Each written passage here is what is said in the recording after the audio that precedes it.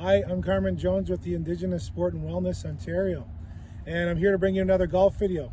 So last week and the week before we talked about equipment and the kind of equipment that'll fit you personally. And so this week we're going to be talking about the full swing. So I'm going to be doing a full swing with the wedge. I'm going to be doing a full swing with an iron. This is a mid iron, a 7-iron, and I'm going to be doing a full swing with the driver, okay?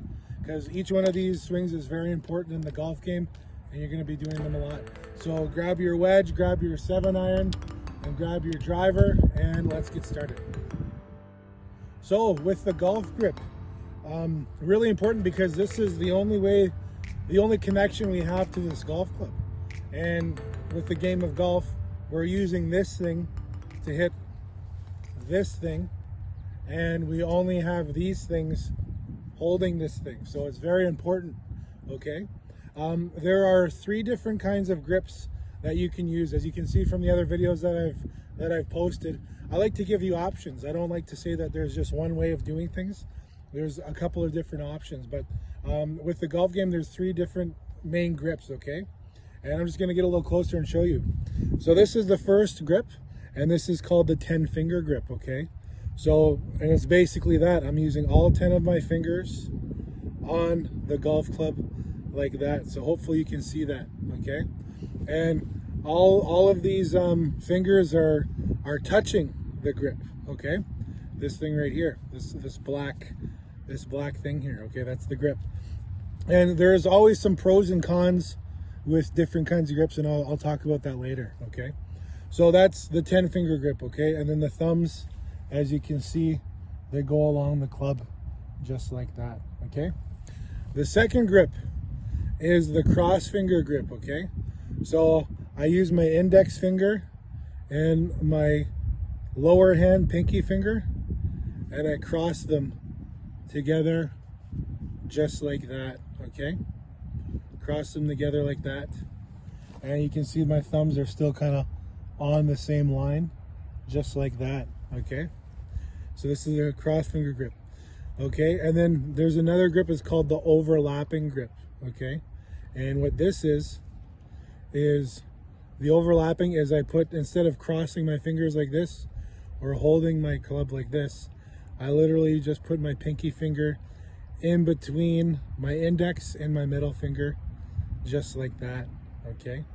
And again, my fingers and my thumbs are all on the grip, okay? Now, some problems with, and some positives with some of these grips. This grip here, this is the 10-finger grip. As you can see, because what happens when you swing is that your hands move around a lot sometimes, but you can see that my hands are moving like that. My actual hand can like twist all around this grip, okay? And when I'm doing that, look what happens to the club face. It closes, it opens, it does a bunch of stuff, okay? We don't want that. So if I do, for instance, the overlapping grip, look what happens. My hand doesn't move as much. See that? It doesn't move as much. But if I take it off, look how much my hand can move, okay? So this grip right here, the overlap grip and the cross grip, that really prevents you from moving the club face, kind of opening and closing, because your club face is going to open and close during your swing anyways, but this just kind of eliminates that, all right? So those are the 3 different kinds of grips. Now let's talk about grip pressure. So really important with grip pressure, because again, this is the only connection we have to this golf club is our hands, right? So with grip pressure, it's very important that we don't strangle this golf club, okay? Some people want to, kind of hang on to it in their palms and then, just kind of hit it as hard as they can, because this isn't a baseball bat, this isn't a hammer. Although we are trying to hit it as well as we can, that's not what we want to do. With the golf swing, with the full swing, as you'll see with putting, we want it to be in our palms, okay? Because we want our club face to stay straight. With this swing, we want it in our fingers because there's more movement and there's more rotation. We're allowed to have more rotation with the club when we have it in our fingers. So we want it in our fingers, just like that. As you can see, when I move back, that I have it in my fingers. It's not in my palms.